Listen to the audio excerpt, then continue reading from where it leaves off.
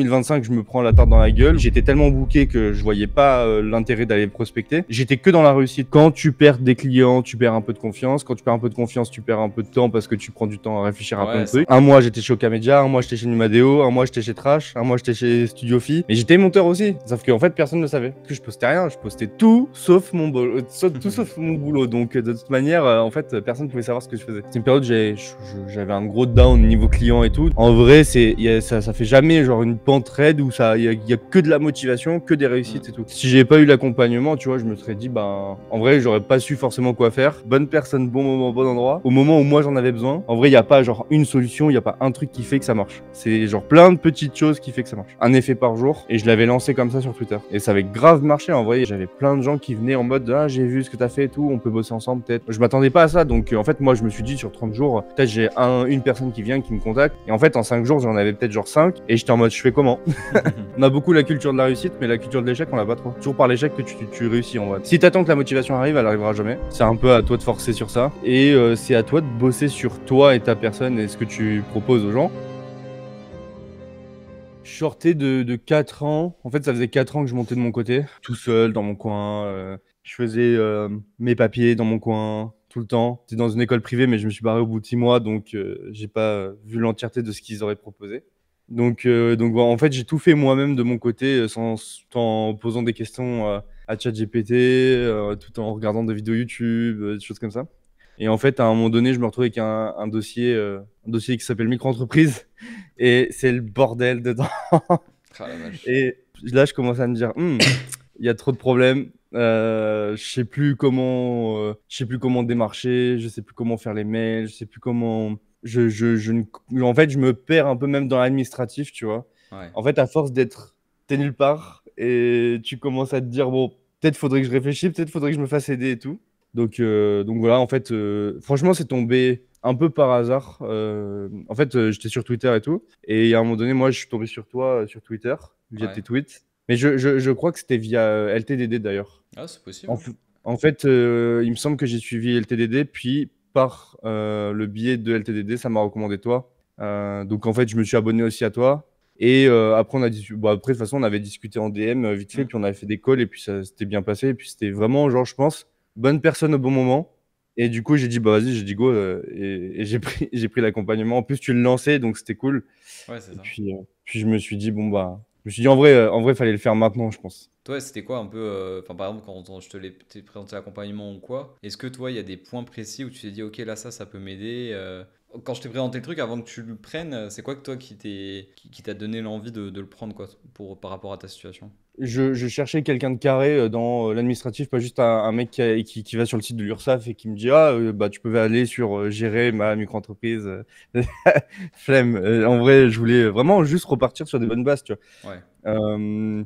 Et après, je fonctionne beaucoup relationnel. Ça veut dire que si le call, je chantais pas trop la personne et tout, je serais pas forcément allé. Plus que le programme. Parce que le programme en soi, moi je l'avais vu, c'était beaucoup autour de l'administratif, beaucoup autour de un peu de l'organisationnel et tout. Donc, et puis c'est, comme je t'ai dit, c'est bon moment, bon endroit. Donc vraiment, en gros, c'était, je pense, un peu alignement de planète. C'était vraiment en mode bonne personne, bon moment, bon endroit, au moment où moi j'en avais besoin. Et ça a fait en sorte que le programme m'allait. Je me suis bien entendu avec toi dès le début. Le feeling passe. Je me suis dit, bah, je me suis dit, go. Je me suis dit, en vrai, go remettre de l'ordre dans ce dossier micro-entreprise qui était bordélique, pas possible. ouais, non Et c'est clair. puis ça, et puis même aussi l'aspect un peu, juste parler de l'aspect pro dans le sens où quand moi je fais un mail, je le fais dans mon coin. Et je pense que c'est une habitude de beaucoup de freelance. En vrai, on est tous un peu dans notre bulle. Ouais. Et des fois, c'est bien d'avoir des avis extérieurs. Et c'est le truc que j'avais pas eu depuis peut-être ouais, 3 4 ans. En fait, je me suis lancé. Quand je me suis lancé, j'étais tout seul. Donc, Ouais, ça a permis de faire un peu un checkpoint en quelque sorte, ouais, c'est enfin, tu ça. vois, de C'est remettre un peu exactement comme ça que je carré le vois. et te donner des bonnes armes pour encore plus ouais, te recentrer sur ce que tu as envie de faire, sur le type de client, sur tes prix aussi. Je crois qu'on avait pas mal revu cette partie-là aussi. Ouais, bah les prix, c'est vrai que j'étais bas, j'étais assez bas niveau Ouais, marché et tout et de ce que je pouvais proposer. On avait préparé aussi le call pour pour parler de évaluer les prix. l'augmentation des prix, tout ça, ouais, voilà. On avait fait plusieurs tests comme ça c'était pas mal aussi parce que c'est vrai que t'as beau pouvoir le faire tout seul, en fait, t'auras jamais, je sais pas, par exemple, quand je l'ai fait avec toi, tu avais des questions où moi tout seul, j'aurais pas pu me poser moi-même la question parce que j'aurais pas forcément pu Avoir savoir le quelles recul, questions poser et tout. Donc ça, c'était un point où vraiment ça m'avait aidé parce qu'en vrai, c'était moi les calls déjà, j'en faisais jamais. C'était le truc que je faisais Ouais, je pas me parce rappelle. que ouais, parce que je c'est pas mon truc, je sais pas pourquoi, c'est pas mon truc. Mais en même temps, c'est comme tout, avant d'aller bosser dans l'asso où j'étais avant d'être à mon compte, enfin j'étais en parallèle, mais là où c'était mon activité principale quand j'étais à l'asso, je voulais pas prendre le téléphone. C'est un peu Bah là, c'est une phobie. voilà. Bah voilà, donc en fait, je prenais pas le téléphone. Puis au bout d'un moment, je l'ai pris. Puis à force de le prendre et de le refaire, de le refaire, de le refaire, de le refaire, c'est bon. La visio, c'est pareil. Maintenant, moi, la visio, m'en fous, c'est bon. Ouais, Je c'est m'en comme ça tape, pour faire. c'est trop simple maintenant, c'est bon. J'ai compris. Moi, sur Twitter, j'étais plutôt là comme un particulier, je dirais, dans le sens où, en gros, je viens, je regarde ce qui est fait, je réagis au taf qui est fait par les autres monteurs. Mais j'étais monteur aussi. Sauf qu'en fait, personne ne le savait. Parce que je postais rien. Je postais tout sauf mon boulot. Tout sauf mon boulot. Donc, de toute manière, en fait, personne ne pouvait savoir ce que je faisais. Ouais, c'est ça. Mais je crois de mémoire, tu faisais aussi même des fois des posts un peu plus typés perso, quoi. Enfin, qui n'avaient pas forcément de lien direct avec Ah, du mental. complètement. Je parlais tout. Je parlais thunes, je parlais politique, je parlais ce que Ouais, tu c'est ça. veux. Quand je regardais mon feed Twitter, là, j'étais en mode, mais qu'est-ce que je raconte Il y a un moment donné, j'étais en mode, mais il est où mon taf Il est Je où mon taffe taf quand même à là-dedans? côté. Ah ouais, non, mais c'est important. Bah, surtout les. Donc ça, Ouais. on l'avait tout, ouais, ça, on l'avait revu et tout. Et on avait revu. Il y avait un truc aussi que j'avais bien aimé, c'était le fait de pas forcément mettre une sorte de un post par jour, mais Hmm. post quand tu veux et c'est beaucoup plus spontané. Donc du coup, ça marche beaucoup plus. Et ça, je trouve que c'est clairement le cas. Ouais. Quand tu te forces à faire un post par jour, ben c'est beaucoup moins spontané parce que tu es obligé de, à un moment donné, ok, faut que je poste. Faut que je poste un truc.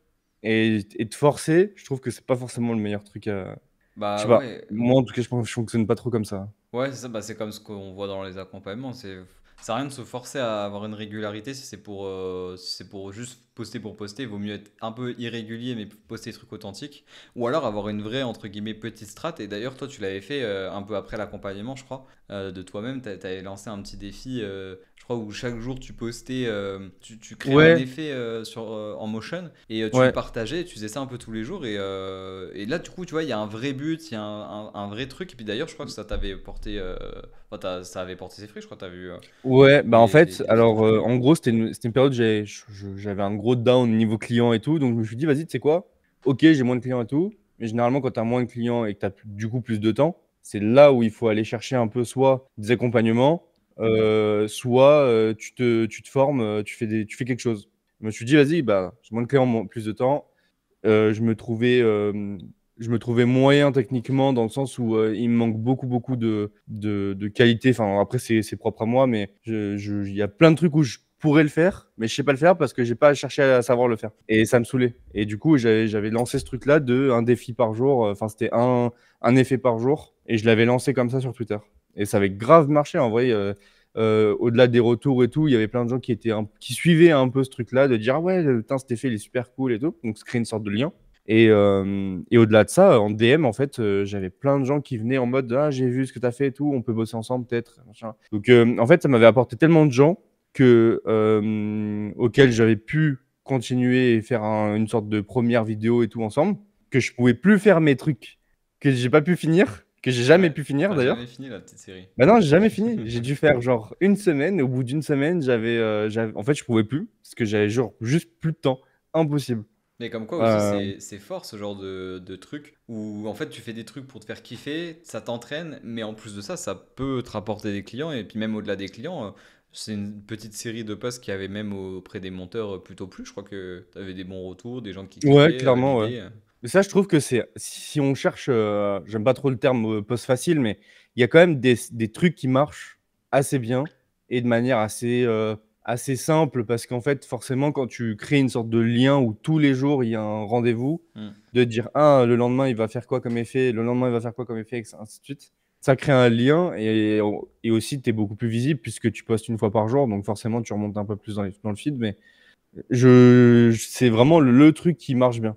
Ouais. C'est vraiment faire un truc avec une temporalité, mais il faut pas le faire. Moi, je trouve qu'il faut pas le faire tout le temps. C'est-à-dire que à la limite, tu le fais une fois tous les 3 4 mois, ça passe peut-être. Tout dépend la durée du défi. Moi, c'était sur 30 jours de base. Bon, bah, j'en ai fait que 5. peut-être que dans 2 mois, je reviens et je refais la même chose et je repars dessus. Et il y aura personne qui me dira: «Ouais, c'est casse-couille, tu lances un défi, tu le finis jamais» ou alors peut-être j'en aurai un.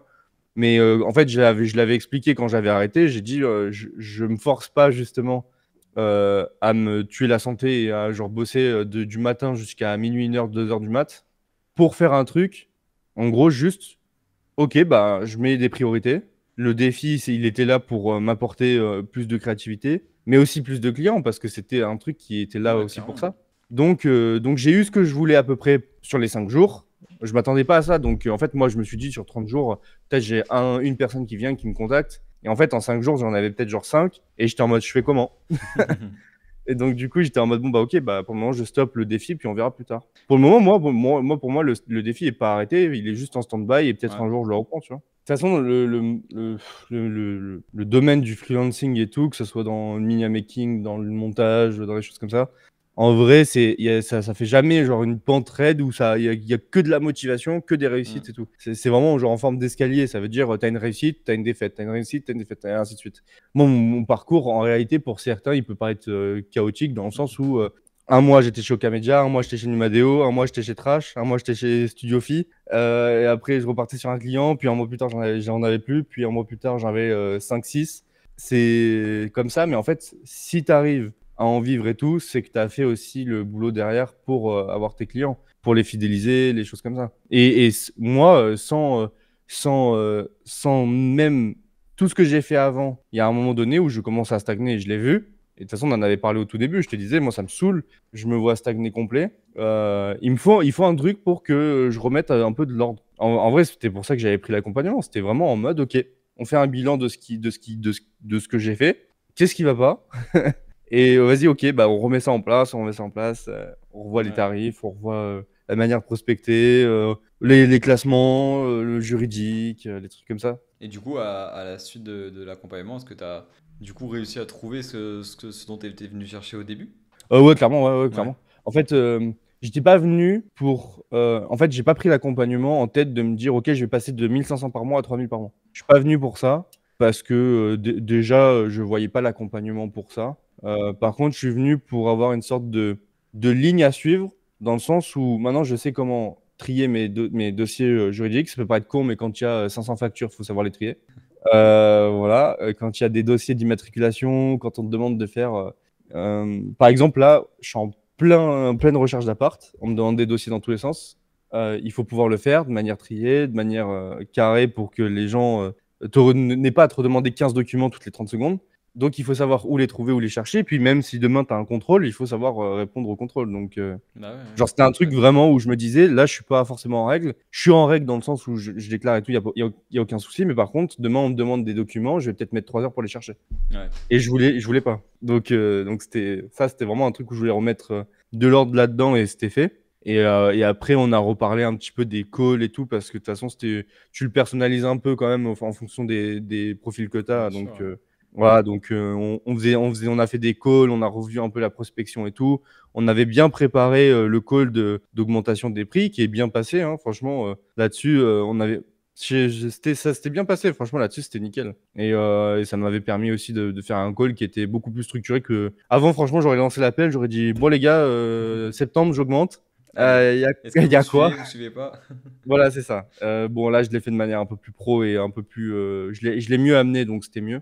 Mais moi j'étais venu vraiment pour restructurer, revoir, faire ouais vraiment le checkpoint, le bilan vraiment, de dire qu'est-ce qui va pas. Aujourd'hui, c'est quoi un petit peu ta situation par rapport à il y a un an? Comment ça se passe? Alors en gros, en ce moment, je suis un peu dans une phase, elle ressemble un peu à celle qu'il y avait l'année dernière, Ouais. dans le sens où j'ai un peu en gros, le début d'année a été très difficile parce que en fait 2024, j'ai eu beaucoup, beaucoup de clients, beaucoup, beaucoup de prestats et tout et j'ai fait ce que je considérais une belle année, là où je vis, je sors un salaire tous les mois, un salaire lissé, un salaire fixe tous les mois, un bon salaire et puis, enfin, en tout cas pour moi, après il y en a, ils peuvent voir ça en mode, c'est peu et tout, mais j'étais content de mon année, donc c'était bien et je me suis dit: «OK», je me suis dit: «J'espère qu'on va continuer là-dessus sur janvier, sur, janvier 2025 et tout et sur toute l'année» et en fait, ça a fait tout le contraire. J'ai vu, tout voler en éclats dans le sens où en gros, janvier, février, mars, j'ai vu tous les gens se barrer. Ouais. Mais pour des raisons de fou, pour tout le monde. Ça veut dire que j'ai une cliente qui a fait une dépression postpartum, donc dépression après naissance. Donc, Putain. elle faisait plus des vidéos avec moi ou plus des podcasts, ce qui est logique. J'ai dit, prends le temps et tout. Et ça faisait genre. Mais ça fait un bail que j'attends. Et elle est revenue vers moi et tout là, il y a pas longtemps. Mais en même temps, elle travaillait pas puisqu'elle était en dépression. Hmm. Donc, en même temps, il n'y a pas forcément de finances pour faire ça. Donc, pour le moment, elle le fait elle-même. C'est pas du montage de ouf et tout, mais pour le moment, en tout cas, elle n'a pas forcément le choix de faire comme ça, donc elle le fait. Elle m'a quand même dit qu'elle reviendrait vers moi le moment où elle pourrait, mais pour l'instant, j'ai pas.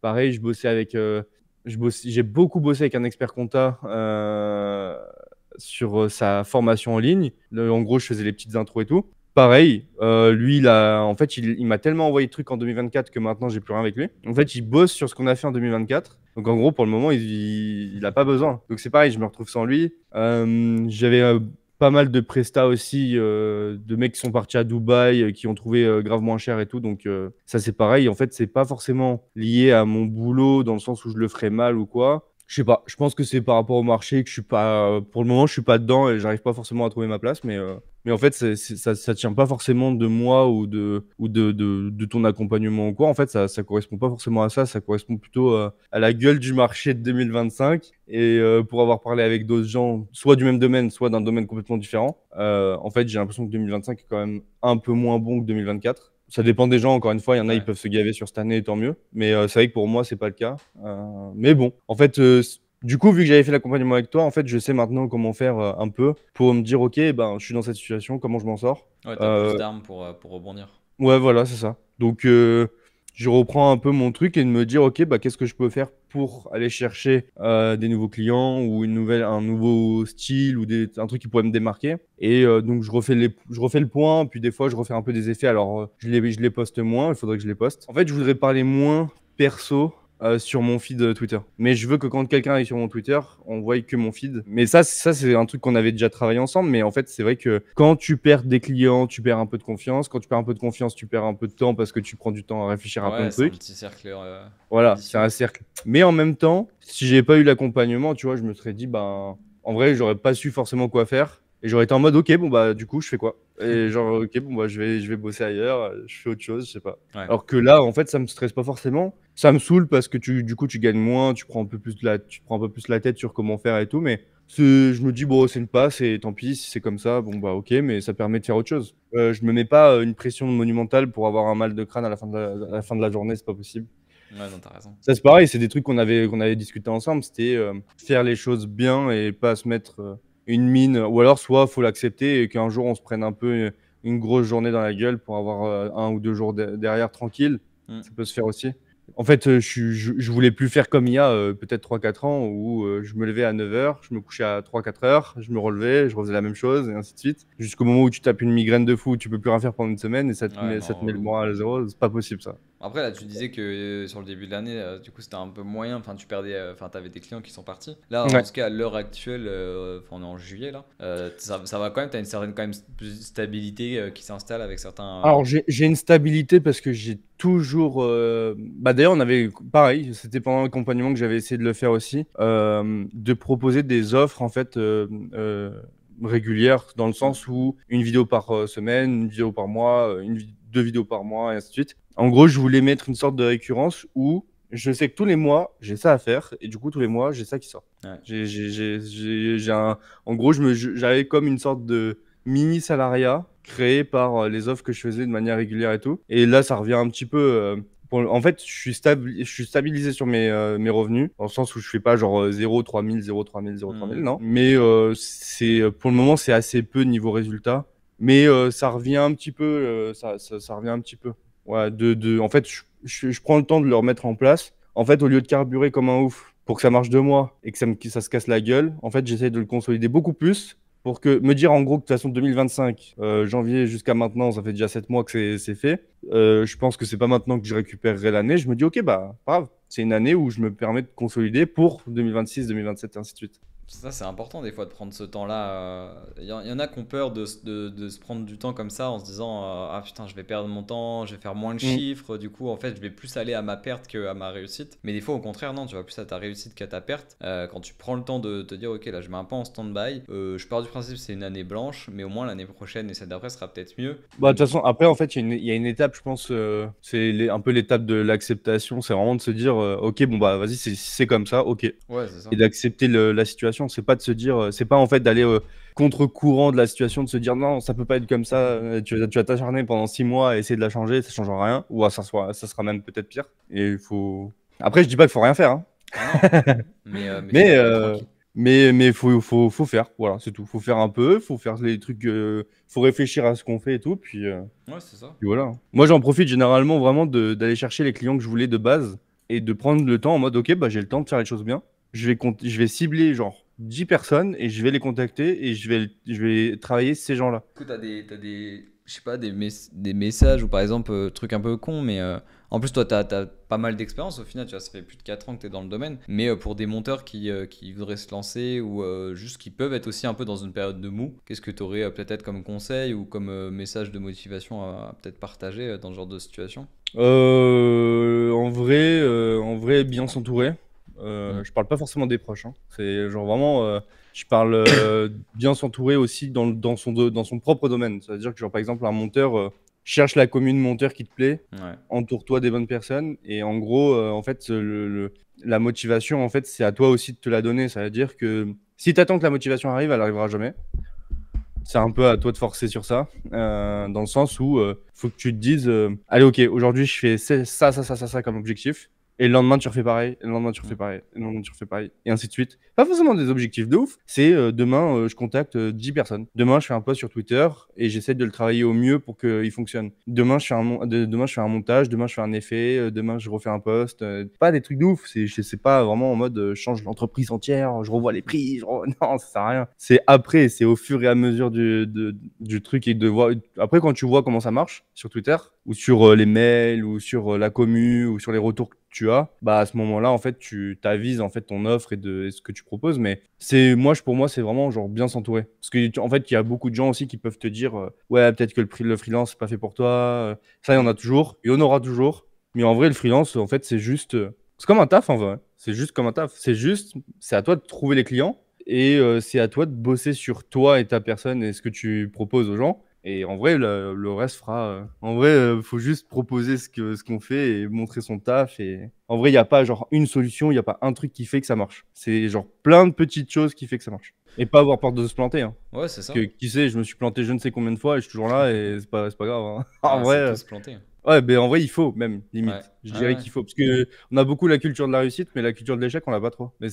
c'est toujours par l'échec que tu réussis en vrai. Donc, Bah, l'échec est limite plus formateur que la réussite, parce que la ah bah réussite c'est clairement. cool, ça valide ce que tu as fait est bien, mais l'échec ça te pousse dans tes retranchements, ça pousse à faire 2 fois mieux, ça te conforte dans un truc qui dit que voilà, ce que tu as fait c'était pas forcément bien, donc ça te pousse à aller faire encore mieux, enfin c'est Clairement. beaucoup plus moteur que la réussite, hein. Bah, ça a été, je pense, mon erreur dans 2024-2025, hein. En fait, 2024 s'est très bien passé. Je me suis dit, ok, c'était bon. J'ai pas forcément prospecté ni rien. Ça a été mon erreur dans le sens où en fait, j'étais tellement booké que je voyais pas l'intérêt d'aller prospecter. J'étais que dans la réussite Ouais. quasiment tout le temps. Après, il y avait des moments où forcément ça allait pas, mais dans l'ensemble, c'était de la réussite. Et 2025, je me prends la tarte dans la gueule où je me dis, bon, bah non, du coup, ça va pas.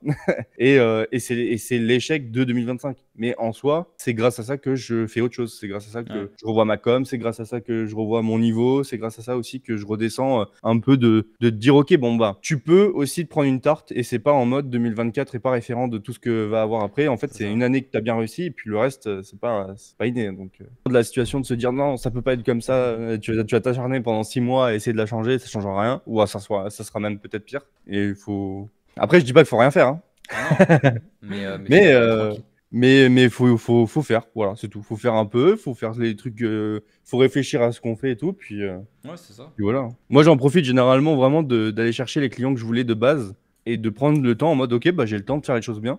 Je vais cibler genre 10 personnes et je vais les contacter et je vais travailler ces gens-là.